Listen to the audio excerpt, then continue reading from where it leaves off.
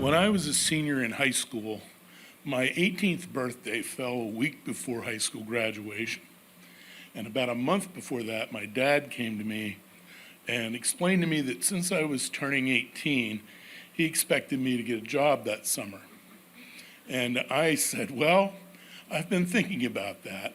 And since I'm going to be an English major in college in the fall, I think my time would be better spent reading as many novels as possible this summer. And my dad, you had to know him, he was a tough guy. He looked at me right in the eye and said, okay, let me put it this way. Either you find a job or I'll find one for you. So, okay, I knew he was serious, but I still somehow it didn't motivate me to go job hunting. So about a week later, after my high school graduation, he sat me down again and he said, I got you a job for the summer. You're going to be a construction laborer for Blacktop Paving Company. They have a project out on Interstate 79. I know a guy named Jim Caldwell who's a roller operator for them, and he's volunteered to give you a ride to and from work all summer. He'll be here next Monday morning at 5 a.m. to pick you up, so you be ready. I think, okay, that didn't leave me a lot of room to negotiate, so the following Monday at 5 a.m., I was out in front of the house, and Jim Caldwell picked me up. Off I went, and I worked the whole summer as a construction laborer for Blacktop Paving Company. And that experience can best be summed up by a conversation I had with the job foreman about halfway through the summer. I was sitting on a rock eating my lunch, and he came over to me and said, I heard you're going to college in the fall. I said, yeah, that's right. He said, you better do good out there, because I'll tell you one thing, you're not cut out to make a living as a construction laborer. And I said, believe me, I know that. So when I went to college in the fall, I did try hard to keep my grades up, but I also spent a lot of effort and time finding a job for the next summer, a different job that would better suit my talents. And I thought I had found that when I got offered a job to be the night reporter for my hometown newspaper, which was a very small town, a very small newspaper. And again, I had to report at 5 o'clock, but now it was 5 p.m.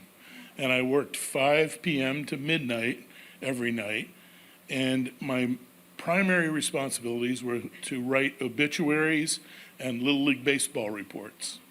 And I found out that both of those are very similar. You talk to the funeral director, you talk to the Little League coach, and you use the notes from those conversations to fill in the blanks in some pretty standard stories that have been written over the years. So I got proficient at that, and that's how most of the summer went. And I thought, this is great, I'm perfect for this job.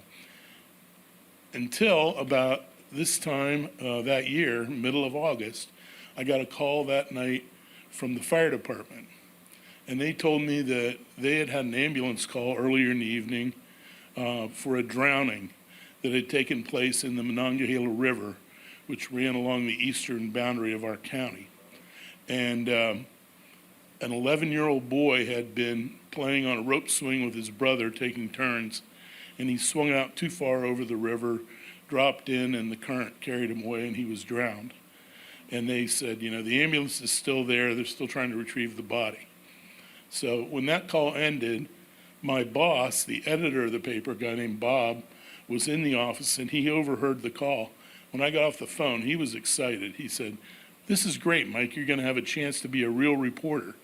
I'm going to load up the camera for you. I'll put it in your car, and you take off for the river. And when you get there, get pictures of the ambulance, get pictures of the parents, interview the parents if you can, and then come back and I'll help you write it up. I said, okay. But inside I felt like, oh my God, I don't want to do this. And I got in the car and I was literally shaking as I was driving toward the river. And when I got to the last hill before the river, I could see the ambulance on the opposite bank with its lights flashing. I could see a small crowd of people standing near the ambulance, and I could even see the rope swings still dangling from a tall tree right next to the ambulance. And I could see all that because I had pulled the car over to the shoulder and gotten out of the car to look at this scene. And I knew right then that I could not go do what I was supposed to do for my job. I got back in the car, I turned around, I drove back to the newspaper office, and I told Bob that I had gotten lost on the way to the river and that the ambulance was gone by the time I got there. I think he knew I was lying, but he didn't fire me. He let me finish out the next couple of weeks writing obituaries and Little League reports. And then I went back to college in the fall, and I crossed reporter off the list of jobs that I would be qualified for.